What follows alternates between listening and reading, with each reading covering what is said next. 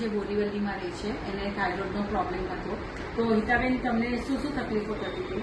મને થાઇરોઇડના કારણે હોર્મોન્સમાં બહુ ચેન્જ થયેલા હતા. દવા લીધા પછી પણ મને ક્યારેક બહુ ઠંડી લાગે, ક્યારેક મને પગમાં જ ઠંડી લાગે, હાથમાં જ ઠંડી લાગે, એવા બધા પ્રોબ્લેમ હતા. પણ ડૉક્ટરની દવાથી એમાં ફરક પડે રાખતો હતો, પણ આમ બાકી તબિયતમાં ફરક નહોતો પડતો. પણ થાઇરોવન અને એસબીટીસી જ્યુસ લીધો એનાથી મને 1 મહિનાની અંદર મારા હોર્મોન્સ રેગ્યુલર થઈ ગયા અને મારો થાઇરોઇડની દવા પણ ઓછી થઈ ગઈ.